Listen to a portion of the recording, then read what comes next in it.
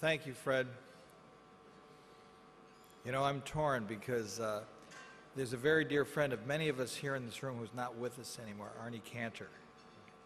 And Arnie used to say, problems have solutions, but dilemmas have horns. So I have a dilemma here because I'm sitting between two distinguished Americans, Fred Kemp and Dr. Brzezinski, and they say, don't read that speech. You'll bore everyone. And just weigh it. And so I'm forced to choose a horn of the dilemma, and I'm not going to read the speech. I'm sorry to disappoint at least one of you, but I will talk about the importance of this session. Before I do, I just want to acknowledge the leadership, the thought leadership of the Atlantic Council, and what an important forum it has provided. I remember I've been going to the Atlantic Council for a long time at 915 17th Street, and the pictures of Ernest Bevin and Jean Monnet and the people who were really genuinely the fathers of Europe and the Atlantic relationship, obviously Harry Truman and so forth. But I have to say that under the leadership of Fred Kemp and his board, the Atlantic Council has really come into its own. And I'd like to acknowledge here also, and I hope I don't offend by leaving out a tremendous collection of great Americans here. Obviously, Dr. Brzezinski, Steve Hadley, our former national security advisors, two great ambassadors to Turkey, Jim Jeffrey and Frank Ricciardoni. We're honored by the presence of the Deputy Prime Minister Kalmyetov of Kazakhstan, Bob Blake, and many others. And it's a tribute to the leadership, the thought leadership of the Atlantic Council. It has been an honor and a privilege to serve in the U.S. Department of Energy for the last 4 years. And I think when we go through history, we see that energy really is part of the warp and woof of history to its earliest days, and where better to focus and to have a summit on energy than here in Turkey. In so many ways, the cradle of civilization, where everything merges in terms of the trading paths between Asia and Europe, where you have the crossroads culturally, politically, the strong and deep security relationships that are so important to all of us. Really, the history of the world is a history of energy, and we have seen human conflict and human progress, all clocked by harnessing the power of fire. If you look throughout history and you see the fate of wars have turned on the quest for energy, Hitler on his way to Azerbaijan seeking oil, falling short at Stalingrad, the history of the Industrial Revolution having not only shaped the growth of an American economy, but shaped the outcomes of several wars. And so it is not a surprise, nor is it a coincidence, that when we think about energy, we think about the relationships here in this region. It's not a coincidence that when President Obama first traveled as president, he came here to Turkey to discuss the critical issues that face us both. And indeed, my first issue that I dealt with in my international travels was also here in Turkey, and travels that took me to everywhere from Baku to Akta to Adaro to Almaty to Ankara. And so we think about energy in terms of shaping our future and in terms of shaping the prosperity and the growth of our respective economies. This is something that President Obama has understood very clearly from the beginning of his administration. And in that respect, I think that he has been very clear in defining an energy strategy that comprehends every aspect of our future, and one that I think ties us very much to the countries represented here at this conference. It's an all of the above strategy. It's a strategy in which the hydrocarbon wealth of the world has undergone remarkable transformations in recent years. And let's just pause about that for a moment. We have witnessed from very modest beginnings an absolute revolution in gas markets. In 1978, people were not really thinking about natural gas as a long-term energy solution to our nation's problems. And at that time, the Department of Energy invested very modestly, $137 million over the course of about 14 years, from 1978 to 1992, in two technologies that the private sector at that point showed very little interest in: horizontal drilling and hydraulic fracturing. And from that modest beginning, we saw the transformation that we have now experienced to tremendous benefit for all of us. Since 2002, United States natural gas has increased from 2% to over 35%. Out of a 22 trillion cubic foot annual natural gas economy, our benefit from natural gas out of shale deposits. We are now the leading producer of natural gas in the world.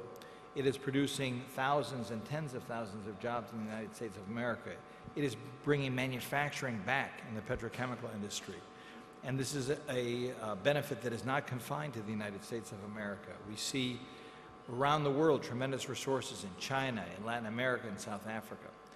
And that's something that promises great progress, not only in terms of reducing climate change impacts because of the much lower greenhouse gas emissions that come from natural gas compared to coal, but also promises the great prospects of fuel switching and the transformation of our nation's transportation fleet.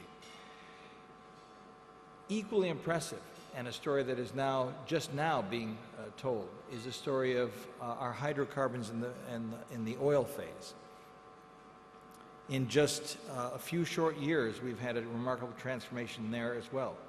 In 2008, we imported on the order of 57% of our oil needs in the United States of America. We're now down to 42%.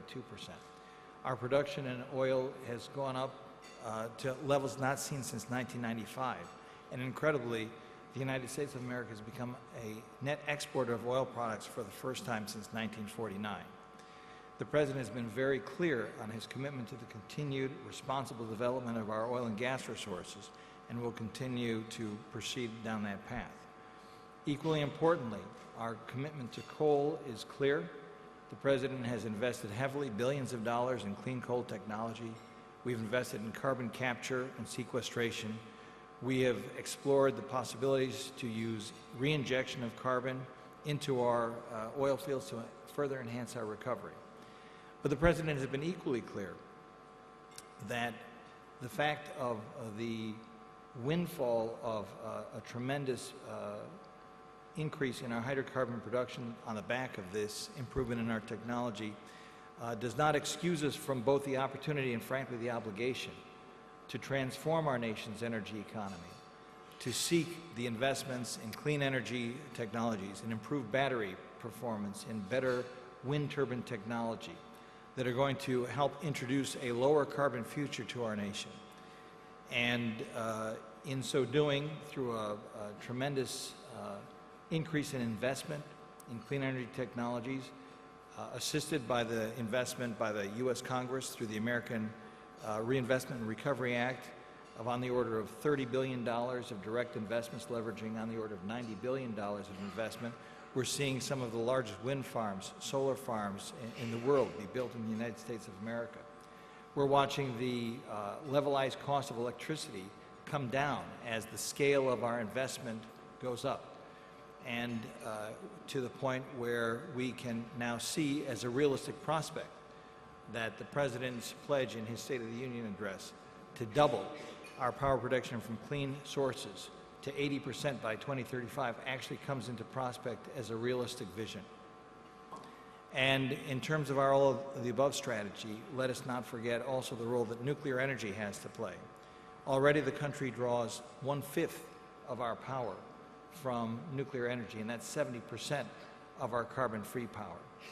All of us around the world have learned a lot and have studied deeply the lessons that have been taught from the Fukushima disaster in Japan. But you will see that you still have over a dozen countries around the world building over 60 nuclear power plants, because they understand that when it comes to transforming our nation's energy economy in a manner that minimizes the introduction of carbon into the atmosphere, nuclear power still remains a very important part of our energy future. Now, so far I've just been talking about the United States, but the President has been equally clear that really we have to deal with this as a global challenge and a global problem.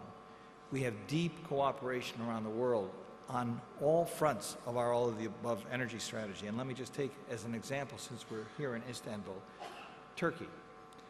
We have just finished in Turkey a very important study in terms of our near zero carbon growth policy.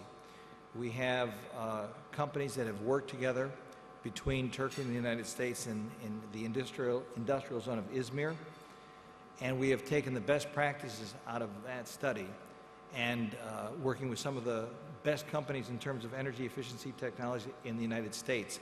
We'll be getting together here in January back in Turkey to propagate the best practices learned among those companies, among the other more than 200 industrial zones here in Turkey.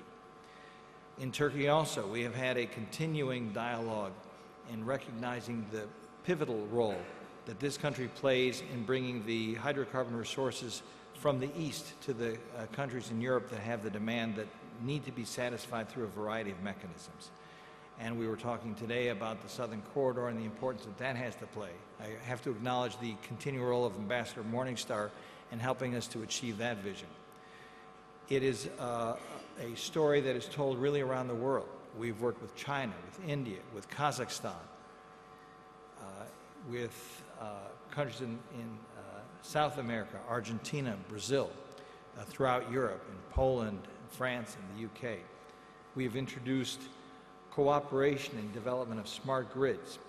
All of us face the challenges of introducing new mechanisms to bring intermittent sources of energy, such as solar and wind, to an increasingly informed consumer public through smart metering.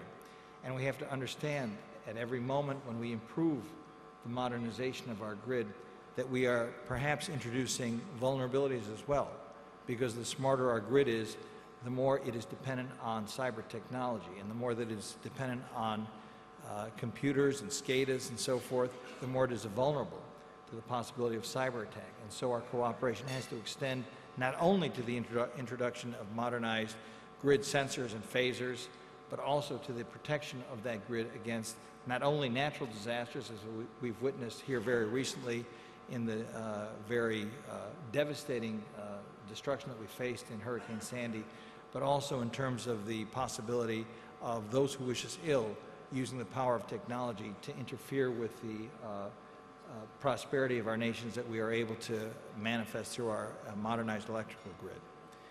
So it's a challenging environment out there. We look forward to seeing increased prosperity. We look forward to using the power of innovation and advanced manufacturing to pivot from the endowments that we have enjoyed for many decades now in oil and gas and coal into wind and solar and geothermal. We look forward to the opportunities that are presented by advancing technology in the electrification of our vehicular fleet, in the exciting prospects that the global revolution in shale gas and other unconventional sources of gas present, not only for stationary sources of power generation, but also in terms of improving our options in terms of transportation, whether we're talking about personal vehicles or long-haul trucking or in terms of mass transit. And if we can continue through the kinds of discussions that are fostered here at the Atlantic Council, bringing together the best minds in academia, the best ideas out of industry, and the best leadership out of government, the prospect indeed that we face together is a bright one. But we must also recognize that, as I think my good friend Jim Jeffrey has often said, that energy can be the glue that brings many of us together, but if we're not careful, it can be the accelerant that breaks us apart. And so we must continue to be wise and responsible stewards of these resources. We have to recognize that with the opportunity that it presents all of us for global growth come responsibilities to assure that we manage the resource responsibly and well and wisely, and that we use it as a force that will help bring the prosperity and security that we all seek and avoid many of the dangers that we have sought to avoid through the good work of places like the Atlantic Council and many others. Then I think that all of us could face a very bright and prosperous future, and one that I hope we'll be able to celebrate with the Atlantic Council for many, many years to come. Thank you.